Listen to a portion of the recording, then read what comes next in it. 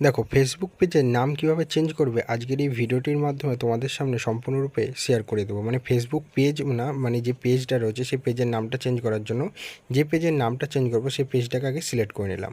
Select করা হয়ে যাওয়ার পর এবার দেখো উপরে যে প্রোফাইল লোগো অপশন আছে তার উপর ক্লিক করে দিতে হবে। প্রোফাইল লোগো অপশানের উপর ক্লিক করে দেওয়ার পর এটা লোডিং নিচ্ছে। এই মানে পেজটারই নামটা আমি চেঞ্জ করে তোমাদের সামনে আজকে দেখাবো।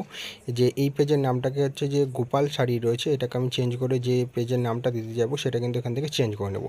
দেখো এই পেজটা রয়েছে, এবার এই পেজের নামটা কিন্তু কীভাবে চেঞ্জ করছি সেটা আজকের ভিডিওটির মাধ্যমে দেখাবো। ভিডিওটি ভালো লাগলে লাইক করতে ভুলো না, আর চ্যানেলে নতুন হয়ে থাকলে চ্যানেলটিকে অবশ্যই সাবস্ক্রাইব করে দিও। তাই গাইস চলো এই পেজের নামটা এবার চেঞ্জ করে তোমাদেরকে দেখাই। একটা ব্যাকে নিয়ে আসার পর ওপর দিকে দেখবে তোমাদের 3 ডট দেখাবে, সেই 3 ডট লোগো অপশানের উপর ক্লিক করে দিতে হবে। করে দেওয়ার পর দেখবে নিচের দিকে একটু স্ক্রল করে আসবে, সেটিংস অ্যান্ড প্রাইভেসি বলে অপশান রয়েছে। সেটিংস অ্যান্ড প্রাইভেসি অপশানের উপর ক্লিক করে দেওয়ার পর সেটিংস অপশানের উপর ক্লিক করে দিতে হবে। সেটিংস অপশানের উপরের দিকে দেখবে পেজ সেটিংস বলে অপশান রয়েছে ফার্স্টেই। এই যে পেজ সেটিংস অপশান রয়েছে তার উপর ক্লিক করে দেওয়ার পর ফার্স্টে রয়েছে নেম, সেই নেম অপশানের উপর ক্লিক করে দিতে হবে। করে দেওয়ার পর এখান থেকে তোমাদের যে নামটা চেঞ্জ করতে চাইছো সেই নামটা কিন্তু ওপরে যে হেডলাইনে গোপাল শাড়ি রয়েছে ওটাকে কেটে নতুন যে নামটা দিতে চাইছো সেই নামটাকে এখান থেকে সিলেক্ট করে নিতে হবে।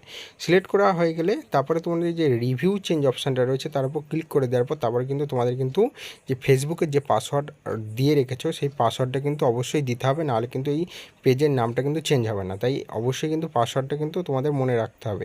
তাই ফেসবুক পেজের নাম চেঞ্জ করতে গেলে ফেসবুকের পাসওয়ার্ডটা কিন্তু অবশ্যই ম্যান্ডেটারি অথবা জরুরি। দেখো আমি এখানে দিয়ে দিলাম হচ্ছে যে আদি গার্মেন্টস বলে যে দিয়ে দিলাম, ঠিক আছে।